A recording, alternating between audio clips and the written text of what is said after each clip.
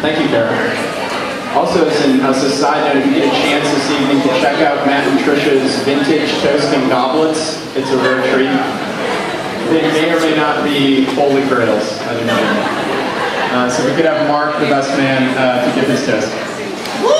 Yeah, the better man.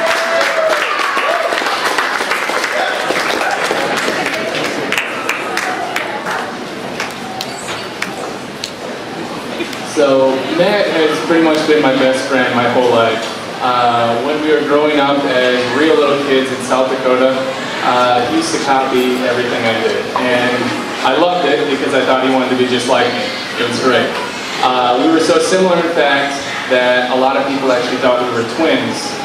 Of course, our mother perpetuated this by dressing us identically until we were junior high.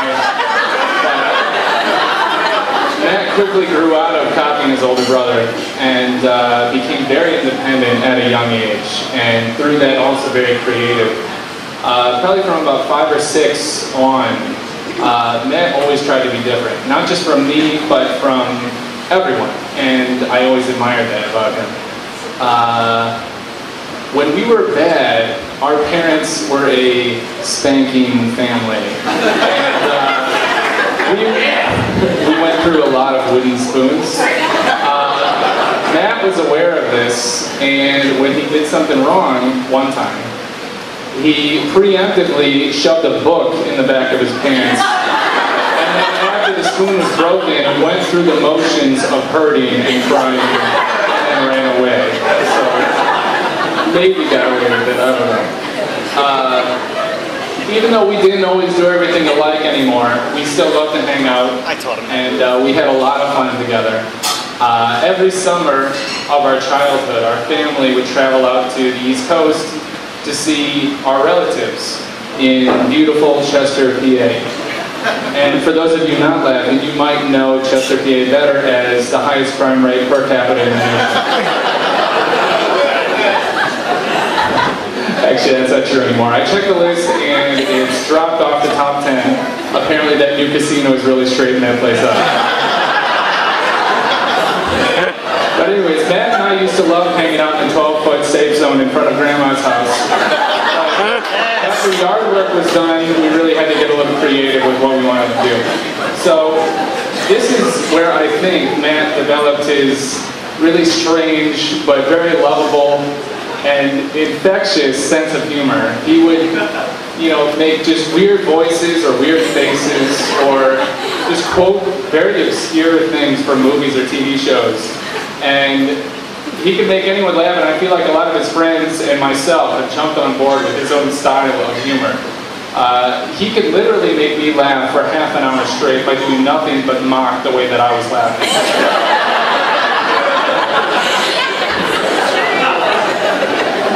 As we got a little bit older and we moved to Wisconsin, the two of us met 2 other brothers who were also very similar to us, had our same interests and our same personality and odd sense of humor. Together, the 4 of us created a game that was so awesome. It could only be known as the game. It was essentially tag, but we made it cool. We used to play 2-on-2. But it could never be the older brothers versus the younger brothers because somehow that was unfair. But even though Rudy and Alex would sometimes propose we do brothers versus brothers, Matt and I would flat out refuse. So at this time we were becoming rather competitive. Also, side note, Matt and Rudy created a code name for a location in that game that Alex and I have not been able to crack for over a decade. That's quite upsetting. Matt loves to keep things from me, I don't know why. In high school, it didn't really seem like timing was always Matt's thing. One night, he and Alex were coming back from a basketball game and he was driving our parents' old celebrity station wagon. And he was commenting on how fantastic the car was. This car has almost 200,000 miles on it. It's never gonna die. I don't know what's gonna take to kill this car. Literally seconds later, he hit a deer in the car.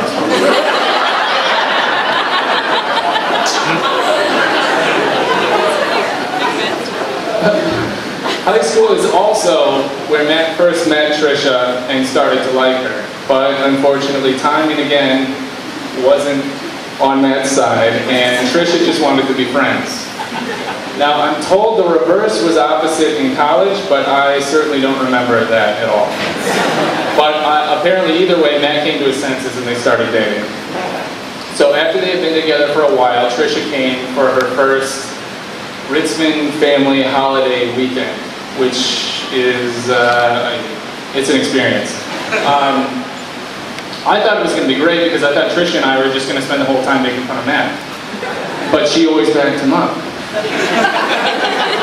But I gave her another chance, and I looked a little bit closer, and as I saw the two of them interacting more, I noticed that Trisha wasn't just agreeing with everything her boyfriend said, she was actually beginning to truly support her future husband.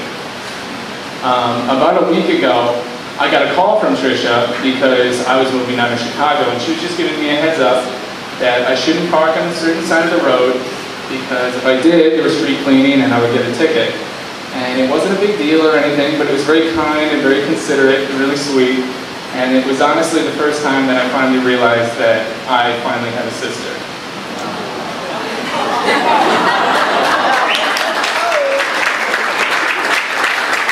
Matt, I've seen you change so much since we were little kids, and you used to copy what I did.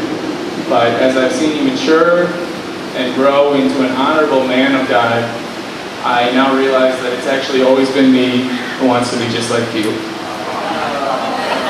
I love both of you, and I'm so happy for your marriage. I pray that God will continue to bless you in years to come.